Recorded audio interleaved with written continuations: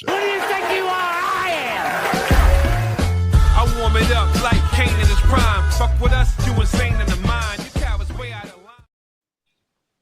Ladies and gentlemen, I see. This is why this podcast is the way it is, because as soon as I talk, I'm off on. Ladies and gentlemen, is such an iconic introduction, but at the same time, you're leaving people out. So I need to find like a more inclusive way to do that. And every time I knee jerk do it, I'm like, oh fuck, I just left somebody out. So let's. People of Earth, please welcome to Live Laugh Lariat, the party starter. And if you notice that your lights just started flashing and that Usher is now playing, that's why. And I got the confetti cannons out somewhere around here. A confetti cannon? How is that, like reusable? I haven't got the reusable ones. I usually get like the one-off deals. Okay. Most times, like I try to do it at shows, but then they're like, "That was great." Here's a broom, sweep it up. You'll get to the point where people will bring them for you. hopefully. I mean, if Rayhan could get people to bring out cream pies, then hopefully they can start in confetti cannon. Let's go for it. So I have a question I want to ask that we were talking about before air, but I'm not going to get to that yet because another question just came up. This is a question we kind of ask when we think about it. So one item, you mentioned confetti poppers, but like if every show somebody would bring you at least like one of these, what would it be? If something that people could bring, I don't know. Like that's a question I've never really thought about. Like if somebody handed you that's one question I've never really thought about in wrestling. The only thing I can think that they can bring me is the things I always get whenever I go to any show. Just come out, I'll hug everybody. I'm a hug. All right. I queer to anybody. I don't know if they know this, but I'm a hug dealer. Be your own people. Be your own people. So, where do you conduct business? Like, do I like have to do like a secret knock on the door, and then you open up, and then I gotta like give you a code word? No. You just see me at the shows. I literally have a shirt that says I'm a hug dealer. Okay. And I'm like, what you got on that hug? Come on, Rick. What you want? Church hug? You know that one, that little pat on the back? Yeah. Get a nice side one. Yep. Or just that one you can like embrace just for a minute. You just need it. Just let it marinate. You know? Sometimes, the double fist on the back. Yep. Hold it in. You know, that's you and your kinfolk. Oh yeah. Cousin, I ain't see you in a minute. Come here. Double. You know, just in there. You in there. Right there. We locked in. We locked in right there. Exactly. What are our thoughts on the warm embrace and then the head pull close to yours? Hey, it's 2025. We don't judge. Okay. What's your Mount Rushmore of hugs? My Mount Rushmore of hugs. Oh man. Who was really, really good. I don't know. My Mount Rushmore of hugs. Okay. Number one person that has to go in there is my tag team partner, Stuart Snodgrass. Okay, shout out. We had a promo one time, and I was like, "How are you this strong picking me up like for a giant hug this big?" I think one rib guy punched it. I don't know. That's one. I'm trying to think who else is like just a good hugger. I don't know. We have to come back to that. These are one of those things where it might just pop in my head at the last minute when I think about it. Like we'll be talking about something, and then like that ADD moment comes in, and I'll be like, "Oh, you know who else?" It'll happen. It's wrestling. Who do you think would win Keith Mack versus Bailey in a hug off? I'm not gonna lie. Like, look, Bailey's gonna win that one. She's gonna. And I'm not gonna. She gives great hugs. Good. I'm good. I'll be like, that happens. I'm like, the better hugger won. I think that's the most Facebook podcast question I've ever asked. I'm sorry. Dude, with me and everything I've done, like, this is I'm telling. Oh, hold on. Monitor right quick for you. Oh, yeah, I don't know where that one came from. This episode, before we really dive in, is brought to us by. If you say Huggies, I'm gonna laugh. We have Pampers, but no, this is brought to us by Sprinkles from Hello Mary. Ooh. Ooh. Ooh. You could use promo code, I think, First Bake and get some discounts there. They'll Mhm. deliver right to your door. They also have concentrates. Hello Mary. Hello. So Well, that falls with the lead. Always something about me. I've never seen something about Mary. If you can't tell, laughter is pretty much my strong point. You're what? I said, if you can't tell by now, laughter is pretty much my strong point. Yes. Yeah. Yes, it is. Yes, it is. We've had like 5 minutes of this when I had a question right off the bat. Where's your, like, if you could pick anywhere to get a rotisserie chicken from, where are you getting rotisserie chicken? Rotisserie chicken. You know what? Before they closed down, Boston Mark used to have some really, really good rotisserie chicken. But like for me today, most times, Costco, $5. Yeah. Were you upset when they changed to the bags? Not really. It makes it a little easier because like trying to like walk around and then having to hold like that bottom part, and you know it's hot as hell, and then you like, oh well, let me see what's down this aisle of giant stuff that I'm going. Oh, I might have some third-degree burns on my hand. Now it's just scoop, grab, get. I like it. There were a lot of people complaining. It's such a vast difference of like what people were complaining about, like let's say 4 months ago versus what people are complaining about now. Like I just realized it. I was like, what a dumb thing to be on the news. And then I was like, I missed that. Yeah. Yeah. Oh. It doesn't matter. The chicken's going only one place in my Yes, sir. Yes, sir. So, Mr. Party Starter, where can everybody find you on social media? Like, where can they support you via merch? So like for me right now, you can follow me on Instagram, Twitter, everything at just Mack. Also follow the other guys tag team on Twitter, on YouTube, on Instagram. We're all over the place. The other guys. What's your favorite actor from that movie? From that movie, I can't help it. Like Will Ferrell was like the key moment in there. Yeah, It's like, good. come in here looking like a hobo. Okay. And the funny thing is, everybody thinks that we got the name from the movie, and I'm like, we never got it from the movie. I mean, it worked, but that wasn't the reason why we called ourselves the other guys. The true meaning of it was because during the days, like for those that were in Charlotte, like the PWX days, both me and Stuart we were there, but we weren't really utilized as much at the time because out of everybody there, more people were more hard hitting, action and whatnot, and Stuart and I were just characters. And so every time, sometimes a match might come up or something, they'd be like, "Well, man, so and so couldn't make it to the show. Like, who do we have?" There's Keith and Stewart, the other guys over there. And that's just how it became. It was just one of those things. And the whole mantra of our tag team was basically, we were those guys like, people didn't want to use and didn't want to utilize at the time because they didn't think like, we'd be a draw or anything like that. And we came together and we said, you know what, let's make this work.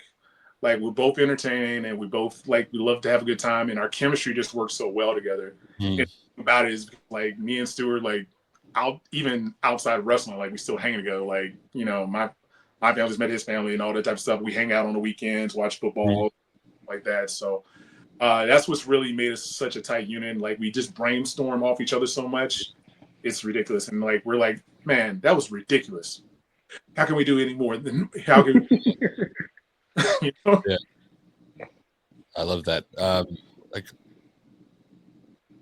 I miss a good character in independent wrestling sometimes. So like to be able to do that on a tag team level is great.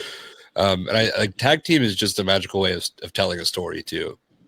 It's like it's almost like a not to say that either is on a lesser level, but like a Batman and Robin, like these dynamic duo, these teams that are like, it's more than just one person. It's like how these people know each other and how they know their strengths and weaknesses and how they like. It's really cool. Yeah, like we've gotten. It's amazing how like I think this year marks probably like maybe 6 years of us tagging together, and it's amazing how like when we first decided to come together as a team because at the time when we finally decided to start doing this tag team, he had just came off an injury. He had just came off from a hamstring, so he had taken almost about a year off. Yeah, and he was like, I don't know if I'm going to be like fully invested to come back or whatnot. And I told him, I was like, dude, you got this. Like, I'm behind you. Like, anything you need. Like, we're like, I'm good for getting the crowd up, and he's good. Like, people believe in Stewart, and we just rolled off that chemistry, and it's been crazy how much of a ride it's been going like up, and and we're just having fun, and we're hoping to like just kind of continue that momentum for 2025, going to some more different places, just having fun. That's our main mantra. Like I've told everybody in that locker room, where no matter where I've been, when people see you having fun, then they're gonna have fun. They're gonna have a good time. Because the fact is, like with everything else in the world nowadays, like people are just, they're tired, they're frustrated, they're stressed out. They take those maybe, 2-3 hours whenever they come to a local show, or even if they're even watching on TV, or even if they're watching on YouTube, they take time to actually show us some love because we give that time to get their minds away from all that stress. Yeah. Beautiful thing. And like somebody noticed it at the last Evolution show. They were like, I always notice like when fans come up to you always say thank you. I was like, yeah, because like they did not have to spend the hard money to come see us. Like they paid that on a bill, they could have done something. They might be struggling, but they came to see us, they came to support us. We've had a family at Wrestling Evolution. They live 3 hours away. Their little girl, who's only like about like 4 or 5 years old, found us on YouTube. And ever since then, the family has been coming to the show, and That's we heck out of them. Oh, Trey is no longer with us. Huh? We'll hop here. That's amazing. Like just it kind of goes to show the current age of wrestling where you have the ability to take these like because I guess we could start here. Like where did your relationship with wrestling begin? And then I can pick that up once we have a better idea of like so for me, my journey, so as a kid, I was on an up and down kind of like love-hate with wrestling when I was like a little kid because it's like I was like, I was one of those kids who would always be like, oh, it's fake, whatever. I was like that for a while. But then I had my uncle Harry. I would go to my grandma's house when my parents would like go out of town or whatever. So I go to my grandma's house. He lived there, and then my grandma was like, "Go with your uncle." And so I would be like in the room with my uncle, and then all of a sudden, 6:05 on Superstation, baby. You know what time it was? It was at WCW Saturday night, baby. Because I grew up in Richmond, Virginia. That's my hometown, and so Mid-Atlantic were all about WCW, NWA at that time. And I started watching, and I was like, okay, this is interesting. And I started seeing like these guys were like characters, they're superheroes in real life, and I'm like, I want to do that because my whole entire life I've always been like, I love to entertain people, I love to make people laugh, I love to make people happy and whatnot. Yeah. And I was like, this is a good stage. So about maybe I think the brink of when I got really back into it was about 96, right around the time of WrestleMania 12. Buddy of mine I grew up with, he was doing a WrestleMania party at his house when with Bret Shawn Iron Man match. And I think the one match that kind of like drew me in, as crazy as it is, everybody's like, yeah, Bret Shawn was like the best thing on the whole card. Roddy Piper and Goldust was it was entertaining. Like Hollywood Backlash Raw was like just entertaining. And at that point I was like, I gotta keep watching this to see what's gonna happen next week. And ever since then, I've been hooked, baby. Got that bang. So who were some of the characters early on like that like once you really got back into it that you like really attached to? I just love the charisma. Like at the time, I love the charisma of Shawn Michaels. I loved, and for me, most people that know me know I'm a huge Stone Cold fan. Like that was just my guy. Like I just saw the attitude, like beating up, your boss who was like, at the time I'm like in school, so it's like beating up your teacher. Like I was the kid that got sent to the principal's office for stunning people in the hallway or telling them to suck it. I was there. Yeah. Yeah. Everybody sees a smile, they're like, "Oh, he was a good kid." I'm like, "No, I was out of control." Are you like the table in science lab and go like, and the teacher's like, "Principal's office." All right.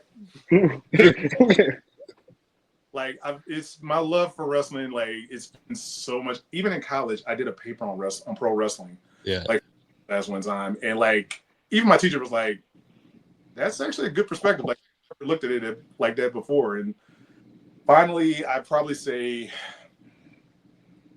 like maybe by the time I was like around 28, I had just moved to Connecticut for a job. At the time, I was working for ESPN, and like my day to day was just like go to work, go home, go to work, go home, and then it's like you've done everything you can. You've done college, you got that, you got a good job. It's okay, but that's not where my passion is. My passion was pro wrestling. It was like getting out there. So one night, a coworker of mine invited me out to a Northeast Wrestling show up in Connecticut, and he introduced me to a coworker there who actually wrestled on the show. Mm-hmm. And that guy would go on to be one of my mentors in wrestling, a guy named Kurt Adonis. And Kurt was just entertaining everyone night, and I told him, I was like, I think I'm really interested in finally taking steps of getting into this journey. And he's like, well, if you're serious, I'll definitely lead you on that way. So he took me, we got in a car. We drove about an hour away to a warehouse in Chicopee, Massachusetts. This is like December of 2009. I am like in this warehouse. There's no heat. It's like 20, 30 something degrees. See 2 rings in there with a whole bunch of like road supplies on the other side of the thing. And I'm like, this is going to be rough, but I'm going to make it. And so I continued from there. I trained for like at least like 9 to 10 months. And then finally in like September 2010, I had my first match. I love to tell people the story of the first match because people see me now and they're like, well, you have a lot of charisma and everything like that. When I was training, I was silent. Didn't say anything. People were like, do you even talk? I'm like, yeah, I talk. I'm like, I'm just trying to be respectful. I'm just trying to like listen and take everything in. So I'm packing up for my first match and I'm like, I don't know what my gimmick's going to be. I have no idea whatsoever. So as I'm leaving the house, I see like a pair of like LED sunglasses that one of my friends, her son had like a birthday party. I scoop them up. I was like, all right, these might work. And I grabbed like a t-shirt. Right before my match, I'm wearing a t-shirt that says like, this is what awesome looks like.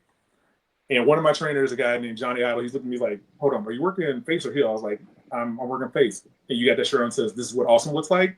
Mm-hmm. The man put me against the wall, was like, yo, take the shirt off. Be up in face. Okay. So I take the shirt off and I go grab the sunglasses. And I'm just like, okay, I just got to bring the heat. I just got to bring the energy to try to get these people to cheer me for something. And I'm like, let's see what it is. So it's a tag match. My tag partner, I'm coming out first. I'm like, wow, y'all going to send out of the 4 people in this match, you're going to send the green kid out first. Okay, here we go. My music hits. So my song coming out at the time was Shots by LMFAO. That music hit, and I just came out with the energy with it. Whole place exploded. I only invited like 5 people that were there. So there's only 5 people. It wasn't like, your mom and them just like, like, no. Like the whole place blew up, like they just, got that energy going. And the thing is, like, I had that going, and then the match itself was probably like the shortest thing they could give me. It was like headlock, shoot off, tackle, pin them, and then all of a sudden tag out. That was my first match. How terrifying to have a man. Say again? How terrifying must that be to like your first wrestling match ever? And this dude's like, take your fucking shirt off right now. What the hell do you think you're doing, kid? Yeah, I'm like already nervous as hell. Yeah. So it was one of the most terrifying moments of my life. But the funny thing, it was even more terrifying once we get we lost the match. I come back through the curtain, and when I come through the curtain, like the whole locker room staring at me, and I'm like, oh God, what did I do? Did I mess up? Is this it? Is my wrestling career already over? Dude, where did that energy come from? From now on, that's how you come out.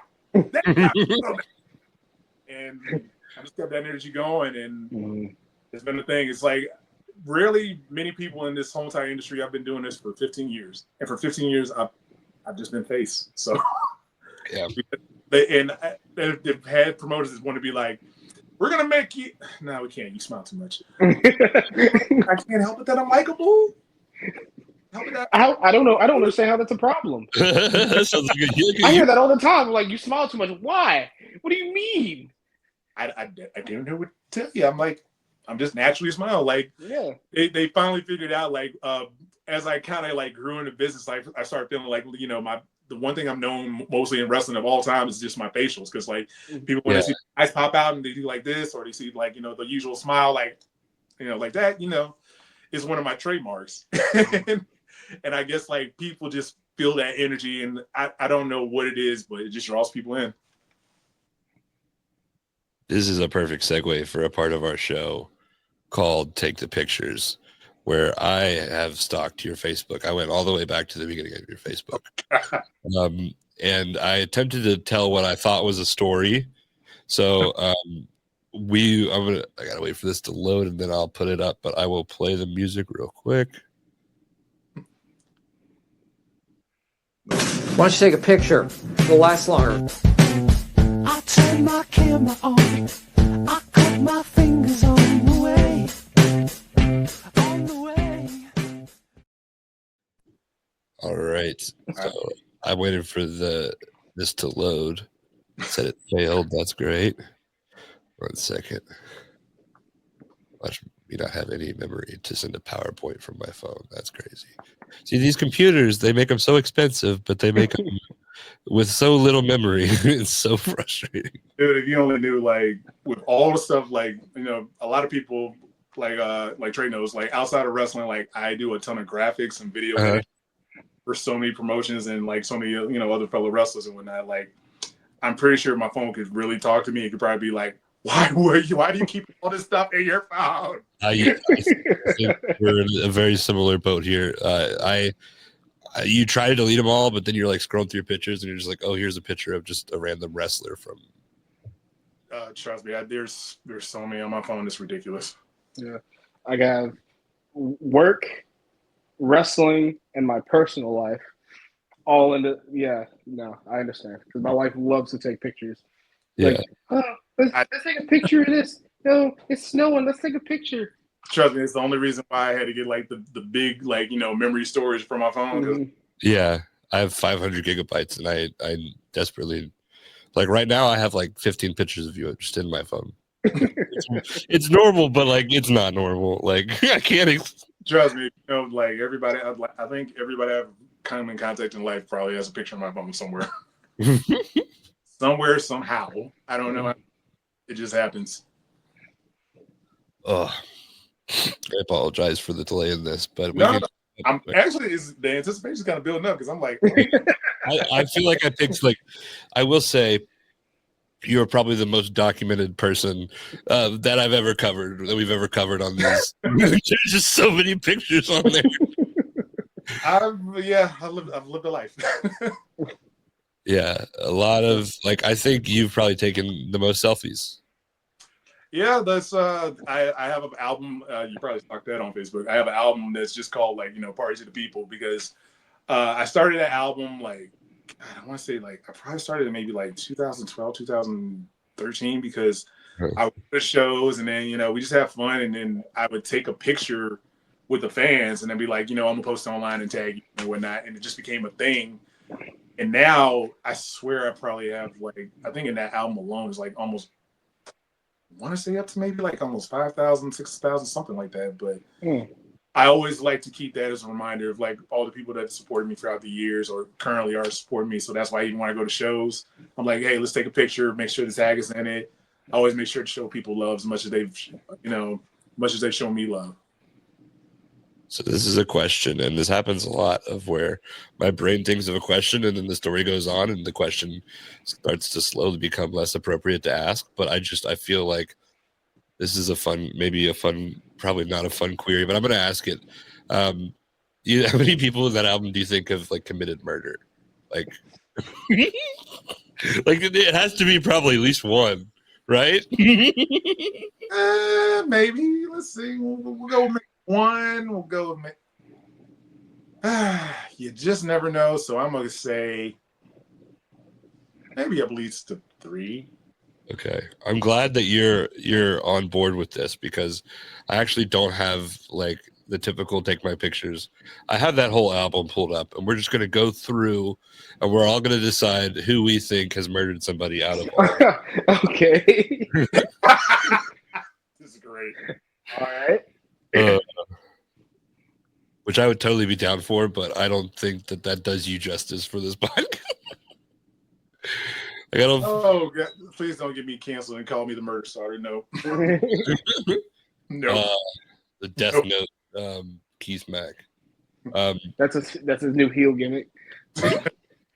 I mean, people wanted to see me go heel for a long time. And I'm like, we'll see. I'm sure there's some great stories to be told, but like it's kind of like look at John Cena. Like, yes, heel John Cena would have been great, but also like to have this like character that like maintained the same like he was just him the entire time.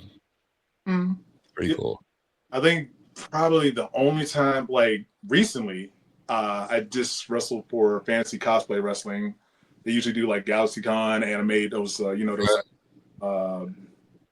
cons and whatnot. Shout out to Fantasy Cosplay Wrestling. And I got to be one of Poison Ivy's goons, so therefore I had be heel. And I'm like, this is probably the first time in my 15-year career that I had to be heel, and I liked it. It's fun, I'm sure. Yeah, I mean, I liked it. I got to try to hit people with crowbars.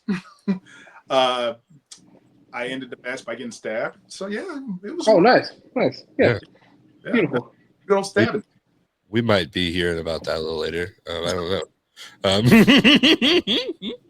But this is Take the Pictures. I have 12 pictures here, I think. One of them has 3 pictures on one slide, so maybe 15 pictures.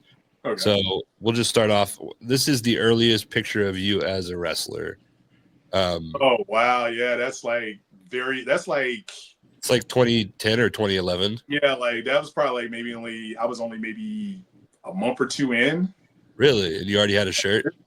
If I'm looking at it and looking at the shirt, that is from a show in Rhode Island that I did at that time. Like it was one of my earliest things. Like I didn't actually wrestle in a match. I was kind of like the hype man for the match. Uh-huh. After that, they were like, "Yeah, we're bringing you back." It don't crack, do it? Huh? It don't crack.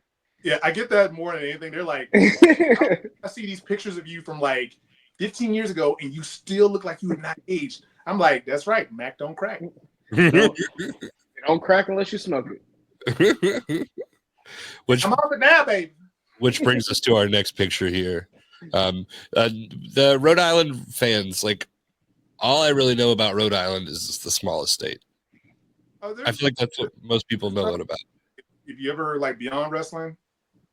Oh, is that where they're wrestling emanated out of Rhode Island a lot? Like a lot of those guys started like I never ever got a chance to be on Beyond, but I used to coach a lot of the shows. A lot of people I used to support back in the day. Like honestly, that's where me and Sugar Duncan first met when I first got into business. So me and Sugar known for so many years, and we met at Chaotic Wrestling at their school when they saw some of the tapings back in the day when they first started up. Back in the day when even Mercedes Monet used to, when she was starting out, that's where we used to. When that, yeah. Awesome. Well, I take back my statement about Rhode Island wrestling. What are the? This is a Facebook podcast question. Mm-hmm. I if I think of it like I feel like I have to say it now, but how are the Rhode Island fans? How are they? Are they different than the fans down here? No, I mean it's pretty much the same. Like everybody, it's just wrestling. It's nothing too crazy difference. I mean, it's just if you love wrestling, hey, you in there. I guess I was just thinking of it just like as a bunch of like fucking sailors and they're like little like waiters and they're like just like Gordon's fishermen times 20 with different haircuts. Like, but that's on me. I'm sorry, Rhode Island. Yeah, I'm like thinking like I'm going to like be wrestling at Long John Silver's this weekend. Then we're going to pour on over to Captain D's. Ah. We have a captain by us that almost I don't think they want people to go there because like it takes you like 30 minutes to get to the drive-thru every time. I swear, Captain D's are like Arby's. You keep wondering to yourself like, how are y'all still operating? Like, who is going there? Well, me every I'm going to Arby's, baby. Arby's is side note. So being like, so I'm from Richmond, Virginia, and in Richmond, we're one of those like cities where like it's a little bit different than everywhere else. So it's like people would always like Arby's has roast beef sandwiches. Now we were talking about rotisserie chicken earlier. Yeah. The Arby's in Virginia, if you go in the Richmond area from Richmond to Petersburg, they actually sell rotisserie chicken. Like a whole rotisserie chicken? Yeah, a whole rotisserie chicken. Like they do. That's what they do in that area. So when I started coming to like other areas, when I moved to North Carolina, I'm like, all right, can I get a what y'all mean? Y'all got roast beef sandwiches? Big beef and cheddar. Why y'all looking at me funny? like those are kind of like the Arby's in Richmond are like Boston markets. Yeah. Yeah. So Richmond, you a Wawa guy? Am I what? A Wawa guy? So being from Richmond, we had both. Like they're almost like Walgreens. They're like Walgreens and CVS. Yeah. They're right across from each other. Mm-hmm. So, but honestly, like there's some sandwiches I like from Wawa's, but I've always been a Sheetz guy because I got more options. Damn right you are. And little semi pockets and like the stuffed nachos and stuff like that. Mm-hmm. I feel like one day I brought back the tots. Thank you for bringing the tots back. Yeah. The Schnuggets, not good. I'm sorry. They're not. They're basic. Yeah. Basic. I tried it. I even tried like some seasoning on it. I'm like, it's just like, you know, like when Burger King always tries to like reinvent their nuggets and you're like, yeah, they're the greatest nuggets ever. And you're like, okay, I mean, if I wanted to, I could have just gone and got the basic ones from Great Value ones from Walmart. Yeah. Well, at least now they're changing it up. It's just like, would you like 10 nuggets for $1.50? Stop, because that shit right there. I should go in there with $10. You know what? $5 for $1. I'm good. Like, man, the stuffed nachos are actually really good. I might have to. Yeah. If I didn't have the Zaxby's right here next to me, I would probably be going to Sheetz after this. Oh, but trust me, the game's about to change because I know, like, here in North Carolina, like in Mebane, that's not too, like, maybe about ounce of change. They're finally getting the Buc-ee's, and I was like, and so my dad's side of the family, like, my dad lives in Houston now. Yeah, so that side of the family's from Texas, and so when I go visit them, Buc-ee's gets hit up constantly. Yeah. And then when I go to Buc-ee's, I'll be like, Wawa and Sheetz who? Oh yeah, no, Buc-ee's above all. Yeah, Buc-ee's. Yeah. I saw a comedian. So the son of the owners of Buc-ee got into a big scandal because he was putting like cameras in the bathroom to watch people, and the comedian was like, "I mean, if that's what it takes to have those bathrooms, like, hey, advertising that isn't the cleanest bathroom." Let me tell you something about Buc-ee's.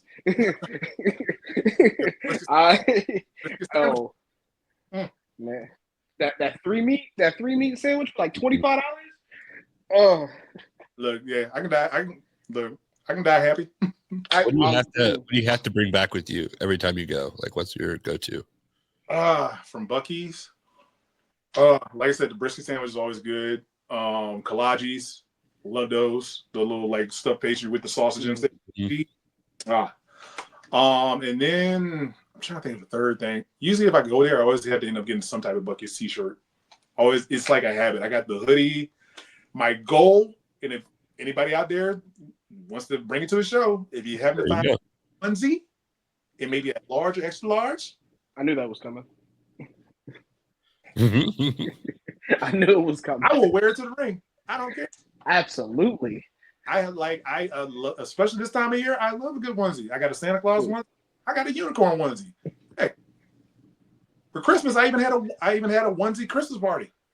There you go. Well, I'm going to tell you what I'm going to do for you. This is going to come out next week, but as soon as we get off the air, I'm clipping this and I'm putting it on social media so that we can get you that onesie as soon as possible. You're real one, man. Yeah. You're real. What was my invite to this onesie party is my question. Yeah. See what had happened. Nobody All wants right, to see fat boys in onesies. Let's just All right, Keith. I understand. All right. not that you're a fat boy, Trey, but like I work out very hard. I love your body. I was more so talking about myself. You stop it. Nobody wants to see me in a onesie. You stop it. I know that because they don't make them my size. If you really technically look at it, I wrestle in a onesie, so why not? Yeah. I mean, singlet, onesie, same thing. They're synonymous. And people love my onesies because I like with with all our other guy ones. I've designed all of those. Got them from a couple other places. Like I love my creative ones. I have a Family Guy one. I have a Sesame Street, Simpsons, SpongeBob. I think there's Nickelodeon. Can't remember what other ones I got. And then I got a couple new ones coming out for this year, especially for Amish wrestling. Ooh, that's exciting. Very fun one. It's going to be like a throwback to a lot of people's childhoods. So that's what I always like to do. I like to kind of delve into pop culture if you have told by numerous. Really? Nah.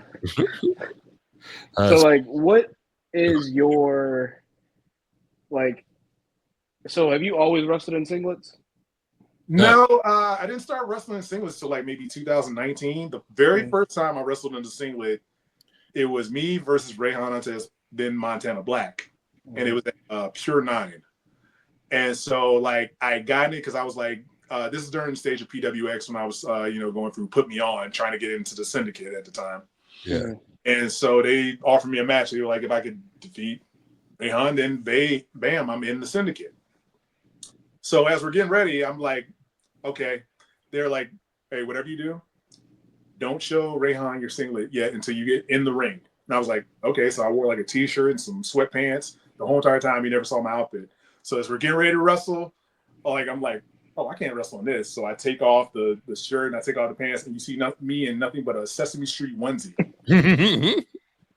Whole time, I'm like, this is one of the few times like Rayhan's just like, he's trying his best to be me. Like, and that was the only laugh I had because later on in the match, he chopped the living hell out of my damn chest. Yeah. It was like fresh taco meat from Taco Bell at that time. So, yeah. I also, he chopped that. Even his dad came up and apologized. Ooh. oh, I'm well versed in those Rayhan chops. Trust me, I've taken them from Rayhan. I've taken them from Drake. I've taken them from TJ Boss. What did happen to get them from John Davis? Because John Davis is another one that, bruh. Honestly, the latest ones that have probably actually like really laid it in, like I was like, a hard chopper that you would actually be surprised by, Steve Allen. Really? He might be small, but he chops like he's about a 500-pound man. ooh. And recently, I can't remember if it was Terrell or Terrence, the Hughes brothers, Devon's kids. Mm-hmm. The black on my chest is just now finally getting back.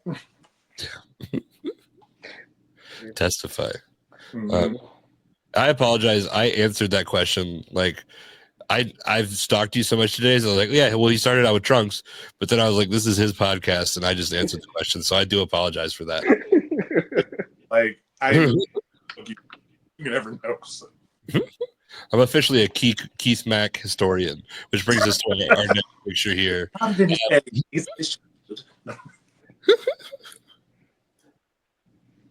We have here. Oh man, Marty in the party. So this is Marty Jannetty, me and my old tag partner Gymnastic, and at that time we were known as the Lock Stars because of our hair. Love it. Yeah, like Marty was so cool. So there's another thing. There's actually a video of this whole entire thing. We did like a little skit in the back, in which I was getting on him, on my partner Jim at the time. I was like, man, it's because I'm I'm the Sean, you're the you're the Janetti, and then all of a sudden we're going at it, and Marty walks in, and we're like, yeah, the Janetti means the best one to see, buddy. Yeah. Mm. But I've known Marty for years, and every time I run into him, it's just like like we never left off where we were beginning. He's always a good spirits. Awesome. For some reason, Facebook is recommending me to add him and his wife's shared Facebook account. Like every time I log into Facebook, it's like, would you like to add the Janettis? Come on, I do. I've also heard some wild stories about Marty Jannetty, but we don't have to talk about those. Seems like you have a decent relationship with him, so. Marty. Alrighty. Trey, do you mind giving us the every episode bead ASMR?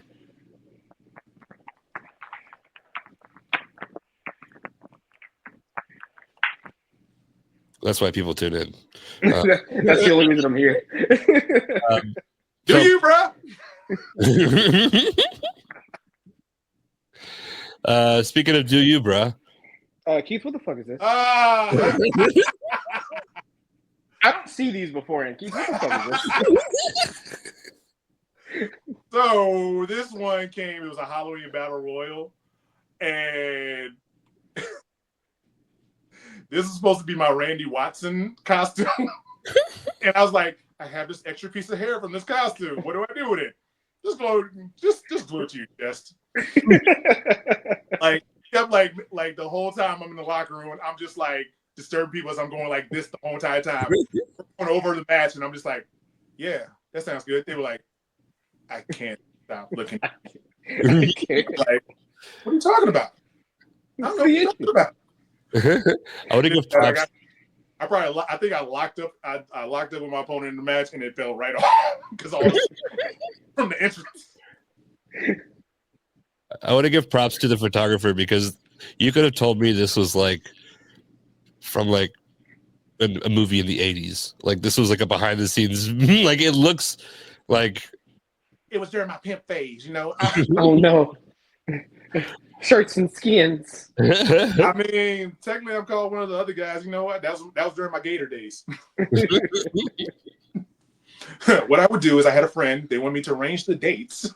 Ready for them. I more so feel like I'm overly conscious of things, so I want to make sure. I was more so mentioning like that it looks like a behind the scenes picture. Mm-hmm. Not saying that you were like a pimp in the 80s because I feel like that's a little racist. Oh. No, I'm very not at all. So I just wanted to clarify my intention.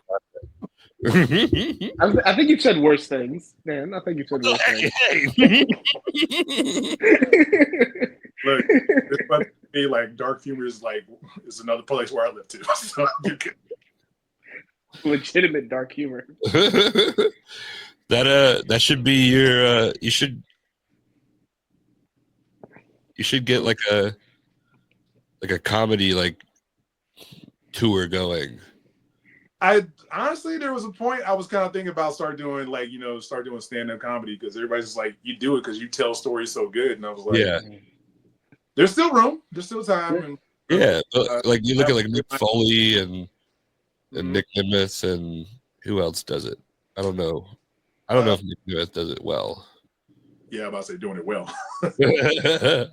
Yeah, but I got a buddy of mine that works at the Comedy Zone here in Charlotte, so hopefully we can get that going. We'll see what happens. Yeah, that would be great. You've heard it first. I was thinking about comedy earlier because like wrestling's really the only art form that you can't just like go up and like perform it without experience. Mm-hmm. Like you can, but you have to like train and prepare. Like comedy, not so much.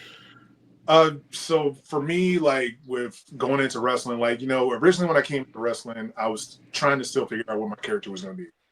A lot of people had the party guy in most places, but it's like, I try to, delve out a little bit more.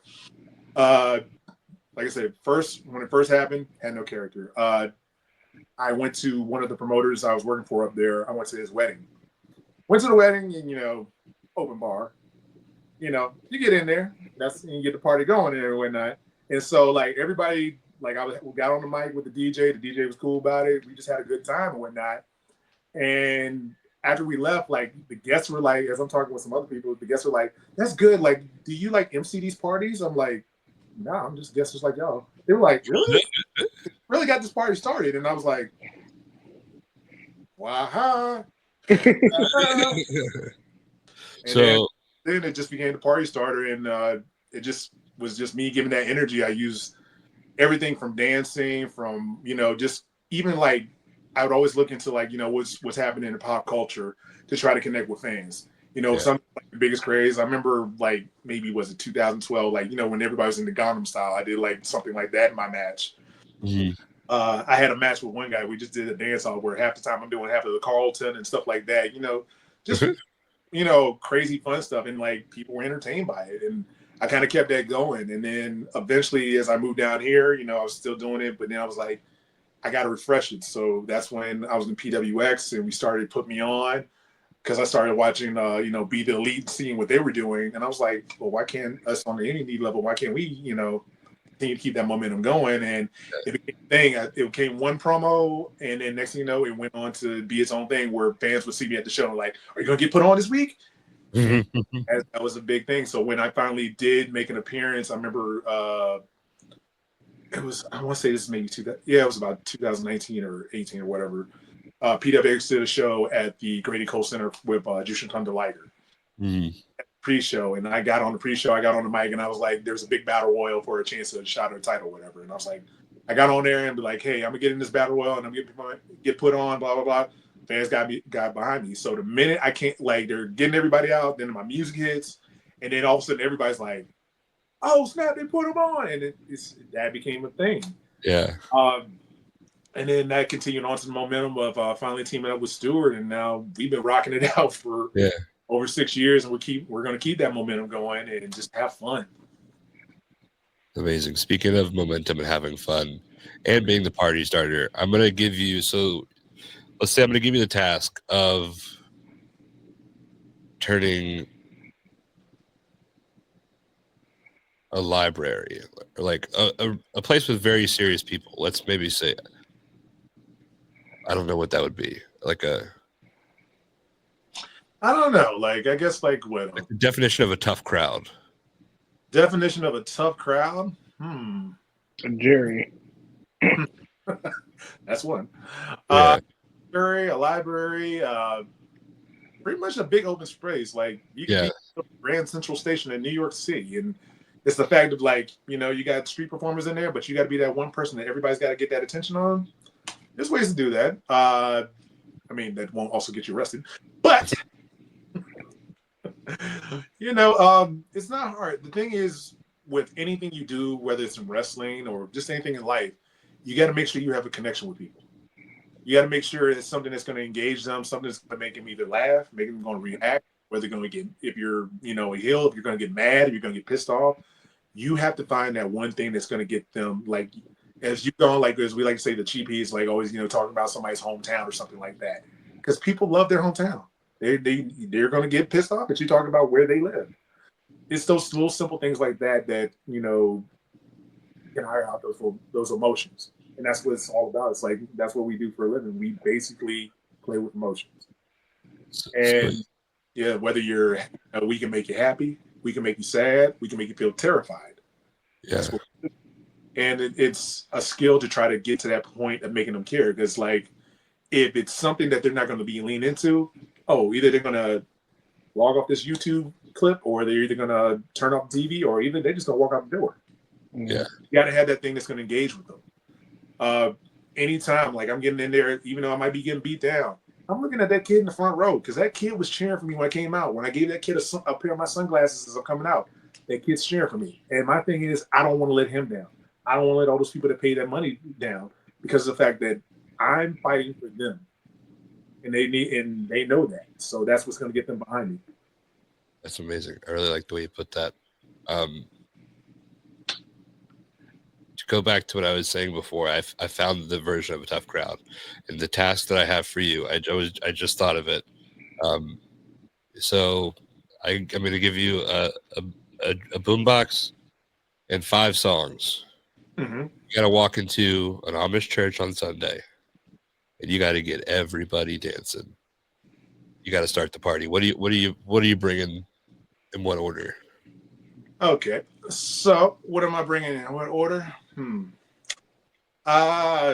First of all, I'm bringing the security team because they'll probably think that there's evil spirits coming from the boombox.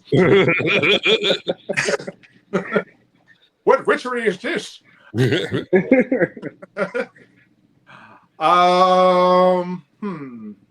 I'm thinking of 5 songs that I could play Amish, Or just like any like equivalent of like room, like maybe like a funeral or like a room that nobody wants to party in. What 5 songs are you going to play to start a party? Well, number one thing I'm going to play, no matter what you play this in, it's always going to get a pop for anybody in my culture because I always deem it as the Black National Anthem. Frankie Beverly, Before I Let Go. Right?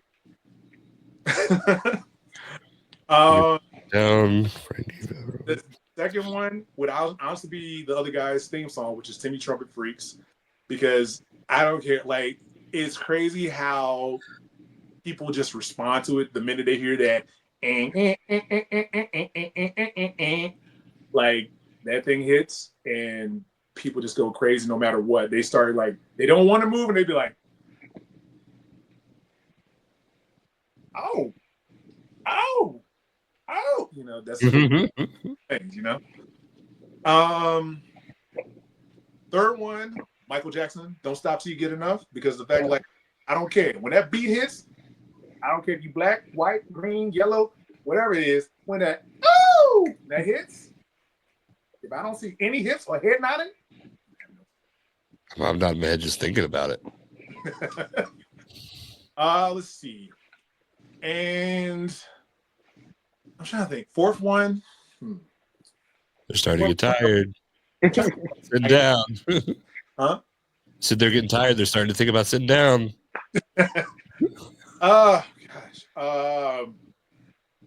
Cha-Cha Slide, because the fact that it has instructions with it. And it's just telling me what to do. So that way, once you get the party going for that, then other people are gonna start following on. They'll be like, to the left one time, 2 hot straight back. You know, they're gonna do it. They're gonna do it. I don't care who you are. And then if I'm going for a finale, I'm sorry, I'm showing my blackness, but gotta go to one. What was that again? I didn't. I feel like that's great. Yeah, I put it. I don't get, like, if there's one thing, it doesn't matter who you are. Line dances are always going to get somebody. Well, I didn't. It cut out when you said the song. Oh, the wobble. Oh, the wobble. I was just about to ask if the wobble was gonna if It's one of those, the cha-cha instead of the wobble, but no, you're hammering home. Yeah, it's a guarantee. If I hear the wobble at a wedding, yeah, it's on and popping. And people are like, "How are you doing this?" I'm like, "Don't worry how I'm doing this." But at the same time, my knees are going to hurt later on. It was worth it. Yeah. It's always worth it. Yeah, that's why I go to weddings. You hear those 2 special words: open and bar. Open bars always lead to 2 words for me, and that's the worm. So as I've gotten older, though, and you know, my being a young starter, I put it this way: it's gotten to a point now, and it's become a thing in wrestling where a lot of people are surprised by it when I tell them this. It's like, yes, I like a nice sociable drink every now and then, but the thing about me is I can't get drunk. Really? Trust me, people have tried and they have failed miserably every time. Now, I guess, like, because I kind of like, you know, my college exploits, which will be a whole nother story another time in my memoirs, because, whoo, yeah. So I think I got a lot of it in my system when I was like early, and then I started getting early, and I was like, no, I'm good. Like, I'm always, no matter when I'm with my friends, I'm always like, they'll be like, how did you do like 15 shots and you're like still standing? Damn. Does it like enhance the experience though? Because at that point, if you're doing 15 shots and it's not doing anything for you, you got to kind of question your financial like competency. Never said that I bought them. Okay. There we go. So like, is it just like nothing? It's just like a baseline, or do you feel? No, like I don't know. Like I put it this way: I feel comfortable, but I'm not like, belligerent. Like, oh, I'm in the real like, huh? No. It's just Right. like, It enhances the evening. Hmm? It's like an evening enhancer. Like it makes things better. Yeah. Okay. I mean, we all got stress from work, so I just when you had a long day, you should, What do you think Trey's got in his gold cup? Hey, you're not that guy anymore. What you got, good boy? I had to pull this out for the occasion. I also want to know that we've been doing this whole entire thing with that picture of the whole entire time. It's just been hilarious. I keep looking back at it. Are we gonna change this? It's like, Yeah, let's go on to the next one. I don't know if it's any better. Oh, here we go. So, fuck, marry, kill. bruh.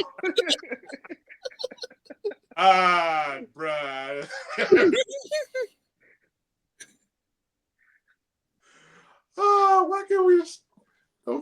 We didn't have any ladies in any of my pictures. Okay. Can I just talk about the experience I had? Like, Yeah. So, Nah. out of these three people, are there any in particular that you would say that you would want to fuck or kill or? They're all great people. I can't really say. Nah, Mutton Chop Randy was always a goat.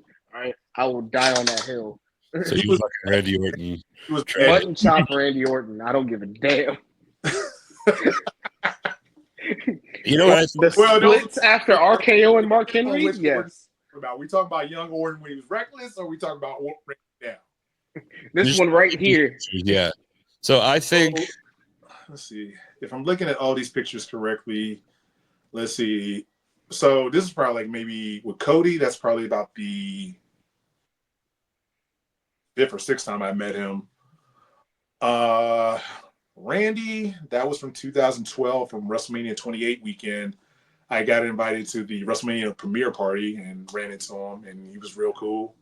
And then The Rock, that was probably the 2nd time I met him. I was working at ESPN, and he came in for doing he was doing like press for a new movie that came out. And after meeting him the first time, he came and I saw him when he came in the studio. He was like, "Hold on, you the guy that wrestles and does camera here, right?" I was like, "You haven't been here like over a year and a half, and you still remember that?" I was like, "Salute!" But yeah. I will honestly say like one of the most genuine, like down to earth people you ever will meet. I love that because in this situation, I would be marrying The Rock. Okay, if I have to go, in order. If I get canceled, it's all your fault. Our audience This is a hypothetical. This is a hypothetical answer, ladies and gentlemen. Just so we can put this out there. This is not actually happening in real life. Just want to put that out there. Mm-hmm. All right, marry The Rock. Trey, who would you marry? Look at Randy. Look at that. No, Rock, I need the stability. That's what I was thinking. I was like, yeah. We good. We got stability. Yeah. Need that financial stability. Armor. We got Moana. We got everything. We good. Mm-hmm. Good. Fuck or kill. I'd fuck Randy. Let's go with that. It's great. Yeah. Sorry, Cody. I'll take Yeah. it. You just happen to be the 3rd most important person. But It's also like Cody at his worst. Like if you look at the trajectory of it, like his least successful. Or is that with WWE or was that like indie? No, this was indie because this picture was taken at WrestleCade maybe 2000. I want to say 17 or 18. Because I remember that same day, I was like, I took a picture with Cody, but I also took a picture with the Lucha Brothers at the same time. So yeah, I think it was 17 because I went to 18 and Cody. I don't think Cody was there for 18. yeah, because I think that's around the time when they were just getting AEW off the ground. Mhm. Trey was like, well, actually, I went in 2018 and I wanted to see Cody Rhodes and he wasn't there. So that's how I know that this was 2017. Yeah, the first time I met Cody was when he had just left WWE. In his one of his first appearances was for Northeast Wrestling, and it like I think we had a stadium show, but outside of everything, I also do a lot of social media. I did social media for him. Yeah. It was one of those rare matches. It was him versus Kurt Angle, and which is a real match. I think you can still find it on YouTube under Northeast Wrestling. And, the very next day we had a show, and like he really kind of rallied that whole locker room together. So I'm sorry I had to kill you, but you were actually sorry. Like, I appreciate it. I love you, Cody. I love all three of them. Randy, Brock, Cody.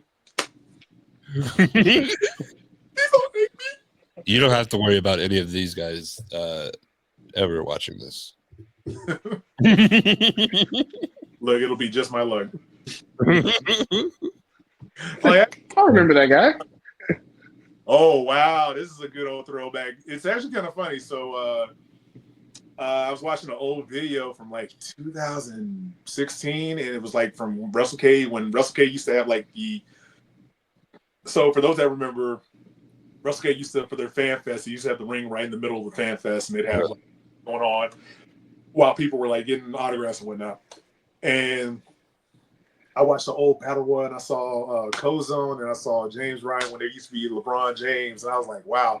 But if you happen to notice, right behind my head happens to be a current WWE superstar who decided to photobomb that, Mr. Cedric Alexander. And Ced is one of my peoples. I love Ced to death. He's one of the people that really welcomed me when I moved back to North Carolina in 2014, and still to this day, one of my peoples. I love that man to death. Him and shout out to Big Swole. Yeah. But yeah, man, that takes me. I think that was in Hickory at one of the email shows. Yeah, it was a Hickory. We had a battle royal. Only reason I remember that because in that battle royal, that was the one time me and Savannah Evans actually danced in the middle of the ring. So it's amazing. Yeah, like just so you have a great tag team name, but is LeBron James, is that the best tag team name ever? It works. It definitely works. I think out of the tag team names I've had with the tag partners I've had the Lock Stars. I've had the After Party with my old tag team partner, Anthony the Battle Tank Battle. I'm trying to think who else I've had tag teams with.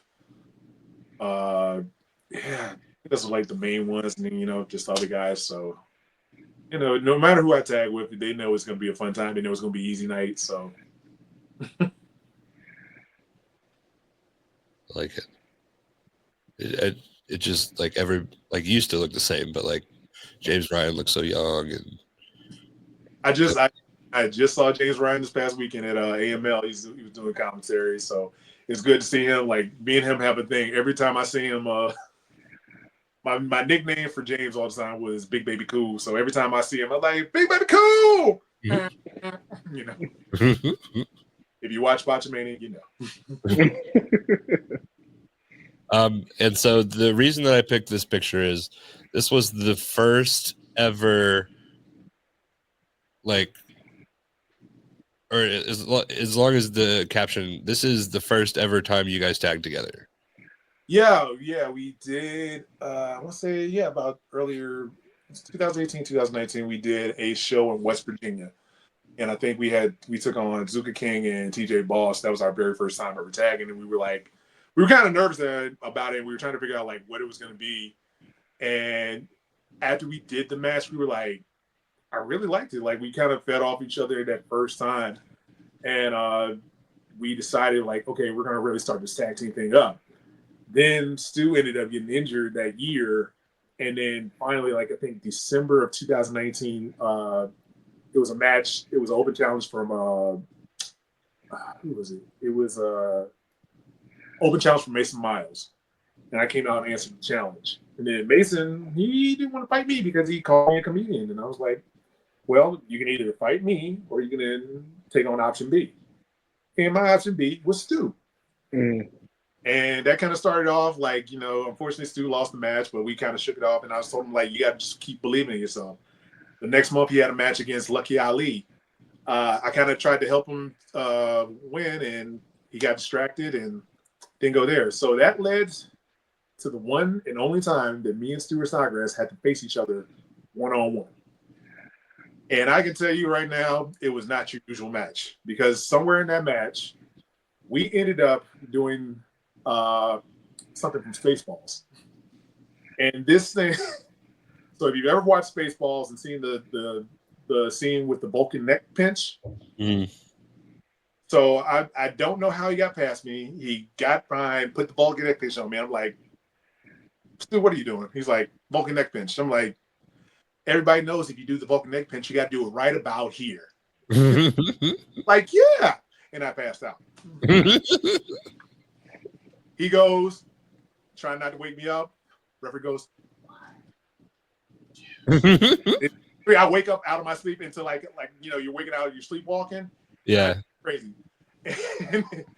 And the crazy thing is that whole entire night, you had so many hard-hitting matches, big strikes and everything from all these other matches and whatnot. Mm-hmm. One comedy match. We're the one match that actually had blood. All because, like, at one point I come running at Stewart. He lifts me up for an atomic drop. As I'm coming down, I'm like, ah! As I'm coming down, I don't realize my mouth's open. And I'm right over his head. So my tube spiked his head. Next thing you know, a little gash comes out and blood's coming out. And people are like, he's bleeding. He thought that I was bleeding. I'm like,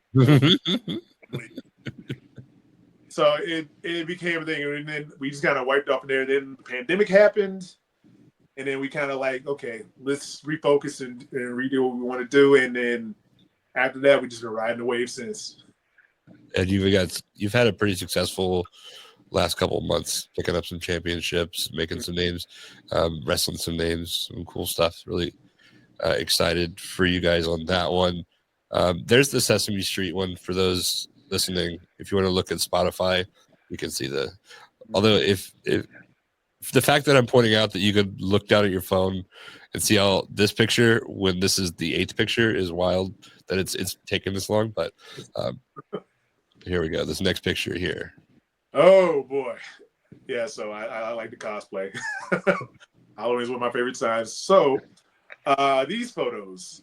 So the Undertaker one, and I know what some people are probably thinking of another Taker, but I was not that one. That was so I got a call from a buddy of mine, and he told me, and this is the time when the Hardys had just come back into WWE after WrestleMania. And he called me up. He's like, "Hey man, we're doing a Halloween special at the Hardy's house, and they needed charismatic people, so we thought of you. So they called me up. So I drove all the way to Cameron, North Carolina. Got to Matt's house, and we were doing like different scenes. And they were like, "Well, just choose a costume out of these bands." And they had an Undertaker one, and I was like, "I got the long hair, might as well go with it." And it was time, so I did that scene for the Holiday. I was doing everything. A couple scenes I was in there for. It was really fun when they do like the entrance of everybody in their costumes. I'm coming out as the Undertaker, and then right after me as the Undertaker, they have the Godfather, and I'm like, I have lived. I gave you guys a chance to take a picture with Godfather. He did the Godfather gimmick first, and he changed over to Papa Shango. Boogeyman was there. It was a fun time. Awesome. And then the other one, me as Kane, not cocaine. That was from one day at work when I was still working at ESPN on Marty McGee, and they were like, "Yeah, you got to do something great." So I was like, "It's gotta be Kane." Just went with that one. It's like it was cool. Is that like an Amazon purchase? How do you get a Kane costume? Yeah, just as you said, Amazon. You would be surprised. I think Trey, you need to dress up for each new episode now. You get the beads. That's all you get. Okay, fair enough. Can we hear him jiggle again? Like you're right by a babbling brook. It's nice.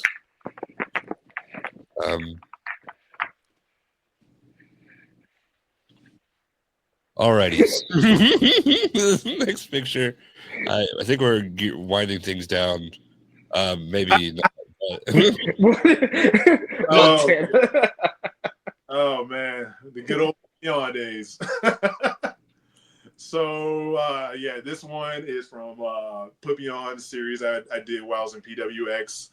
Basically talking about how I was, me, the fun-loving guy, trying to join the Syndicate, the most devilish and heel group ever. So we did this episode where, at the time, Elijah Evans, as you can see with the glasses on, he was like, "I'll let you join the Syndicate with one thing." It's like, eat this potato salad. I was like, "Oh man, eat potato salad? That's nothing, man. You know, you got a little salt, a little pepper. I'm good, bro." He's like, and then all of a sudden, the thing you don't see in this picture, all of them pop out a little packet of raisins. And it's like, it's not just any potato salad, it's Karen's potato salad. And I'm like, no. And so I'll have to see you guys flip with it. But the funny thing is I'm just slowly like getting the spoon to my mouth. We cut to another scene which sees Darius Lockhart just like sitting here reading the book, and all of a sudden he just hears like this injustice of blackness happening at the time.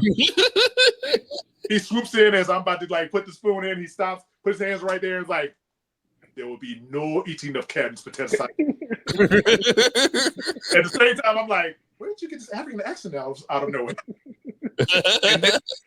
But as I'm looking, I'm like, the spoon's there, but I'm like, the potato salad's gone. I'm like, what the hell happened to it?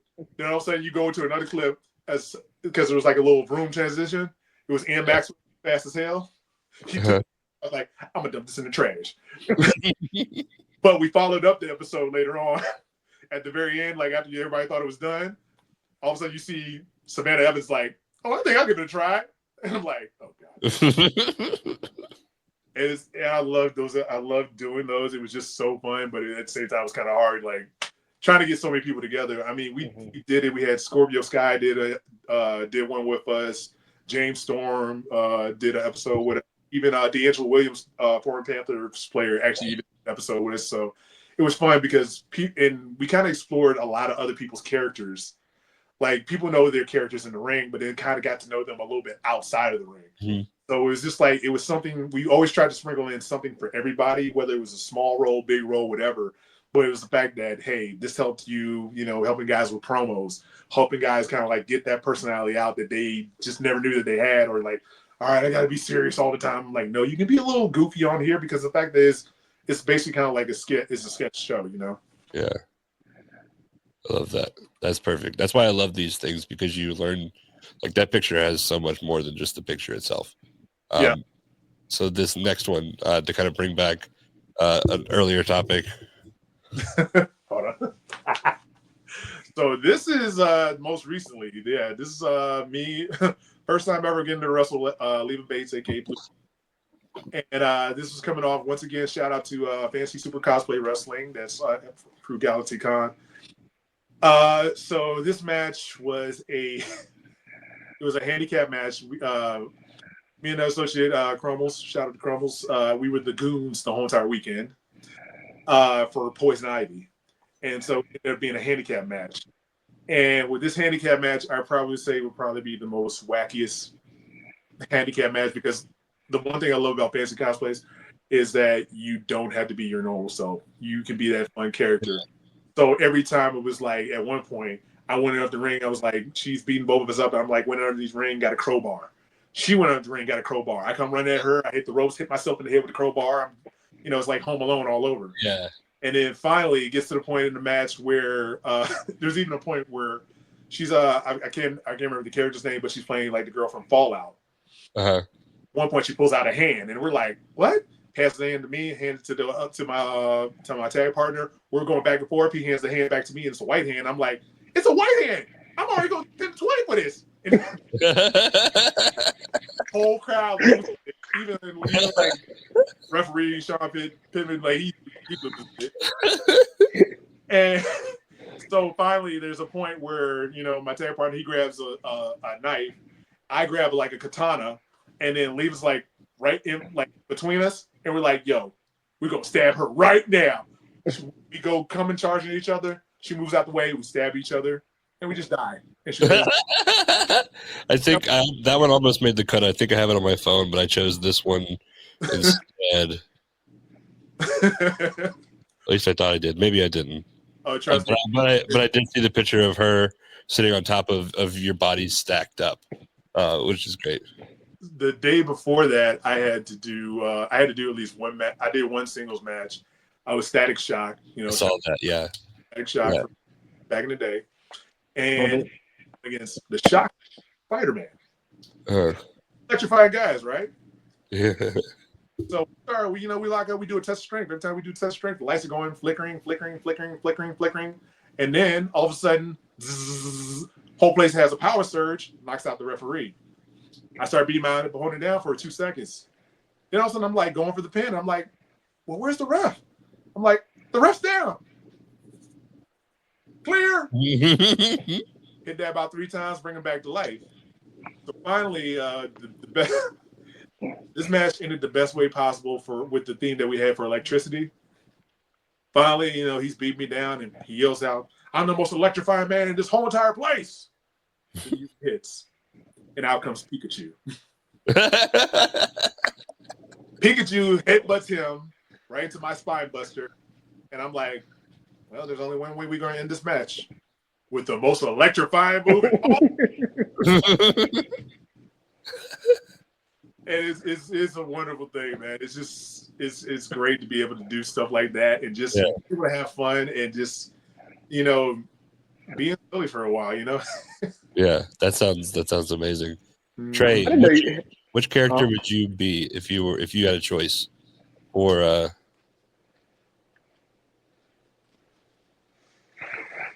Oob. I'd be Oob. Oob? I like Oob from Dragon Ball GT. I've never seen Dragon Ball. I know that's a crime against I'm trying to start getting into anime. I'm slow. Yeah. It's a world where it's so like I know that if I get into anime, I'm just like there's so much of it and there's so much that I need to see that like I could easily either go down a hole or just never even start it. So I've kind of just not started it. Yeah. Keith, and this is why you can't do a spine buster, Keith. It's why you're not allowed to do a spine buster. There's still some months left in 2005, right? Come on. Go down there right now, here at Havoc Mack.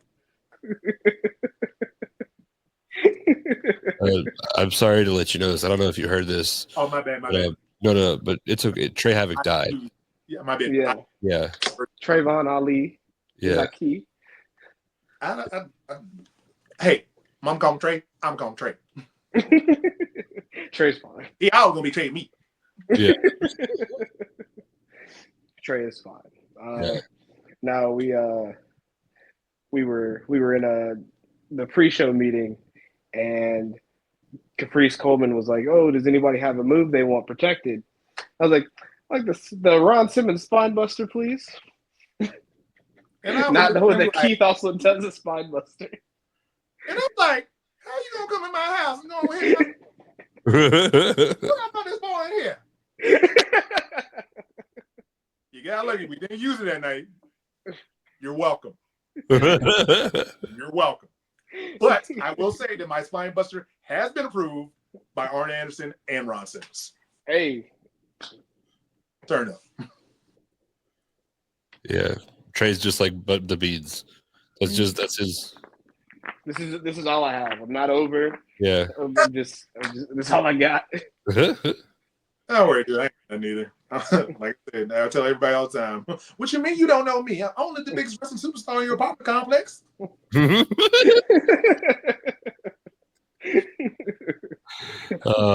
Speaking of Ashe, where that pre-show happened. Oh man, that is a beautiful picture. This is my family, my wrestling family. Like I can honestly say, like this group of individuals, like since I moved to North Carolina in 2014, like they've been my biggest sports center, from Rayhan to Darius to Ian, even Jordan. Like we just been having a blast, and like brotherhood is definitely real right there. And I love these, and I love to seeing the success that they're all getting right now. especially with Darius with Ashe, like just how the movement of Ashe has just gotten so crazy. Like it's crazy that people have been it's been in demand. Like people want us to start going to like Atlanta, Detroit, LA, everything. That would be such a Yeah, and for me and many African American like myself, it just means a lot to us because seeing that platform and then seeing how it affects younger wrestlers makes them like, hey, this is something for us, like, that we love. And like I said, it's not even just like, just with black wrestlers, whether you're black, Hispanic, white, whatever, we're embracing everybody in here. And it's all about having a good time because of the fact, as I've constantly said throughout the night, people get lost in the whole entire thing of not knowing, like, remember, wrestling's fun. Yeah. It's about having a good time. It's telling that story. It's the I guess the aspect I love more than anything from Ashe, and Trey can even tell you this, is like when you go to Ashe, you feel like you come to a family reunion. Yes, absolutely. You've seen people you ain't seen in a while, and you just feel good. You out there, you're cheering for your brothers, you're cheering for your sisters, no matter who they are, and just seeing how good they are, and just seeing how that crowd reacts. I've seen. I guess it's a moment of pride for me because I really the aspect of wrestling that I love more than anything is being that influence on like young like kids and whatnot, or kids that sees to get into this business, and just seeing like a little 4 or 5 year old like getting so excited, seeing they get to see us in the ring. When me growing up, we had only like the Ron Simmons, the Junkyard Dogs, maybe you might see the Brick House Brown or something like that every now and then. And, it's far few in between. But now you're seeing the stage set with a lot of African-American wrestlers. And, despite what's going on currently in the country, where we're trying to get rid of that diversity, we're still bringing that aspect there. And we're telling people like, yo, it's inclusion for everybody. Yeah.